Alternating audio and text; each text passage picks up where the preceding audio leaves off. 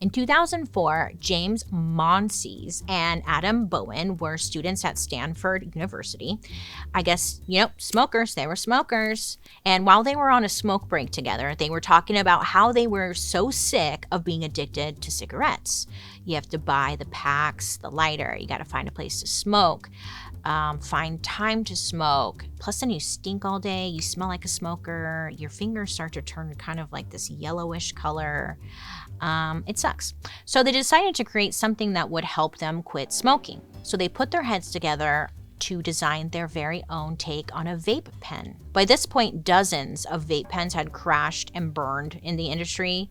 So they're like, okay, we have to stand out, First of all, they were setting themselves apart from Han's device. They didn't want this to look like a cigarette. They wanted it to be in a category all on its own. It was going to look futuristic and chic. And it wasn't going to be disposable, okay?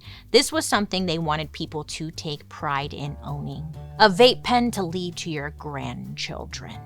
A vape pen to pass on for generations to come. Now, in order to create a good product, you had to obviously look at the research. What did people like about e-cigarettes? What did they not like? What did they keep buying? Why did they keep buying them? Instead of digging into the typical research, the guys decided to get creative. They discovered that a nearby college had access to public records of internal documents within the tobacco industry. Hello, score. When all these scientific studies came out about how cigarettes and cancer were connected, it also came out that tobacco companies had been lying to the public about how deadly it was. Big tobacco companies were sued, and they were forced to turn over the data that they had been hiding from the public, including data on who bought cigarettes and why. This information was gold to James and Adam. Suddenly, they had decades worth of research. Now, they didn't have to do all of their own research because Big Tobacco had done a lot of it for them. They got to sit back, relax, and almost in a way, cheat their way through research. I don't like saying cheat their way because really it was all available to them. They just used their resources. They're like, thank you, this helps us tremendously. And from there, they figured out how to market to each and every demographic. Smart. I'll give them that. They were so stoked about this product that they decided to make it their senior thesis. They invented a portable vape pen called the Ploom. It sounds like something for douching. Right? Kind of sounds like something you would douche with, Ploom. Keeps you fresh. But that's what they went with. Okay. But with this device, it was portable and it didn't look like a cigarette. It was almost like a shiny black car key, just a little bit bigger. The Ploom heated up pods of flavored nicotine, which created a nicotine vapor that could be inhaled. James and Adam's professors warned them that they were moving way too quickly with their idea and not doing enough research. But you know how it is. They're like, nah, we're going to do it anyway. After they graduated, they moved to Silicon Valley and began a startup based around Ploom. But right away, it wasn't going so well. Ploom needed butane fuel in order to work, so users had to carry a little can of fuel with them in order to refill. Talk about an inconvenience. Also, apparently the Ploom would sometimes electrically shock users when they used it. So, it was a good idea, they just needed to work out the kinks. So they ended up getting a $10 million investment and redesigned the Ploom into the Pax pen.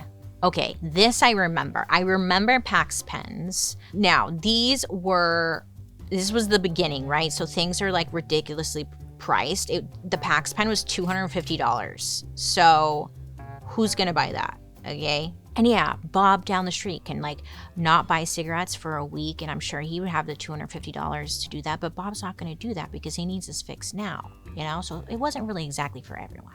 James and Adam, they knew the only way that they would attract the younger everyday person was to design something with a reasonable price tag and also give them that good hit of nicotine. So they got the design down. They came up with a 4-inch long device that honestly looked like a USB drive. It had these flashing lights that would activate as soon as you sucked on it and inhaled.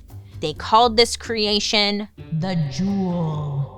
They called it Juul because of a jewel, like jewelry. Yeah, nothing deeper than that, really. I thought it was like a cute name. No, just like jewelry. With the Juul, it's supposed to be, quote, discreet and aesthetically pleasing, making the user feel like they have a little piece of modern luxury. And they spelled it out that way just to stand out. The Juul was invented in 2015. They kicked off marketing for Juul right away to try and make vaping appealing and easier and an option. They went right after companies like Vice magazine, which mostly targeted young people. They took out a Times Square billboard. They sent free samples of Juul to people like Leonardo DiCaprio and Bella Hadid. And they did whatever they thought they should do to make the product cool and in the public eye, you know? And it worked. By the end of 2017, Juul was the #1 vape pen in America. And by 2018, the company was valued at $15 billion. Insanity. Literally 3 years after it hit the market. That is insane. I loved my Juul though. I had a Juul. I loved it. There was like a mango. I would just like suck on it all day. It was so easy to use. It was like small. I don't know. I liked them. I liked it a lot. Even though Juul was a preferred vape pen in America, they were starting to get called out for their questionable marketing. Some experts believe that the company was actually trying to target children. I mean, they were sending free Juuls to celebrities so they'd be caught vaping in paparazzi photos. And we all know how young people are influenced by celebrities. I mean, look at me. I started smoking because of Mary-Kate Olsen. And I'm sorry, I don't want to put that pressure on her because at the end of the day, we all make our own choices. But I wanted to be like Mary-Kate so bad. So like, I was like, Parliament Lights, me too, girl. American Spirits, you know? So if you're seeing celebrities vaping these Juul pens, same thing. But Juul would remind website visitors that you had to be a legal adult in order to purchase their products, you know? Even if you were underage and couldn't legally buy a vape, you'd still be able to like get Juul marketing emails. And even if you failed the age verification page on their website, you'd still get spammed with advertising. They'd be following you. Juul was even accused of advertising near schools, selling their products out in the open in stores, not behind the counter, and funneling free vapes to the new wave of celebrities, influencers. Where was mine? I didn't get one. Hello? So rude. I'm very upset about this. You know, but at the end of the day, this quote unquote bad press wasn't bad for Juul. We all know that if you tell people and teenagers that they can't have something, they're going to want to do it even more, especially if you try to ban it. I mean, there was this whole controversy over vape flavors being created just for kids. So there's flavors like cotton candy, bubblegum, mango, you name it, okay? I loved mango. People who were anti-vapers believed that these flavors were created specifically for children. Do you guys remember when they banned those mint Juul pods? Now, the reason was that they believed, they being whoever's in charge around here, that certain Juul flavors would stop young people from smoking. In my personal opinion, banning mint isn't going to stop young people. Because, like, young people want, like, bubblegum. They want fucking mango. They want fucking, like, cake. They want, you know, mint. Mint gave me a stomach ache. I didn't really care. I was like, go ahead, ban mint. But it doesn't take a genius to know that there's more than one company making a flavor that you like. It just seems like this was all for show. There was a study done in 2021 by Dr. Abigail S. Friedman, which showed that teenagers in San Francisco specifically, they actually started smoking cigarettes more after they started banning vape flavors. So, people are addicted and they're going to get their fix where they're going to get their fix, you know what I'm saying? But then in 2019, the North Carolina Attorney General sued Juul for designing, marketing, and selling its e-cigarettes to young people. And surprisingly, they won.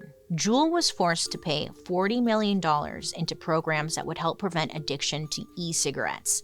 They also had to agree to stop advertising near schools. Plus, Juul was given the strict order to stop, quote unquote, misrepresenting the danger of nicotine in its products. In 2022, the FDA banned the sale of Juuls in the United States. Then in 2024, they partially reversed the decision, letting them sell Juuls while they were under review by the FDA. So it was like, make up your freaking mind. And look, to be clear, it's not just Juul that they were doing all of this to. They were just the ones who were being made an example of. Dozens of vape companies took advantage of young people wanting to try vaping by advertising on social media. There were ads on Facebook, Instagram, YouTube, Twitter, X, whatever, Pinterest, I don't know, vape, everywhere. Everywhere you go, vape. And the kids and teens who didn't have social media, Juul bought ads on Nickelodeon, Cartoon Network, and teen magazines, which is so weird, right? And it worked because it's still smoking. I don't know. From 2014 to 2016, a poll was done that showed 78% of American middle school and high school students confirmed that they had seen at least one ad for vaping. And surprisingly, 63% of adolescents don't know that Juul specifically contained nicotine.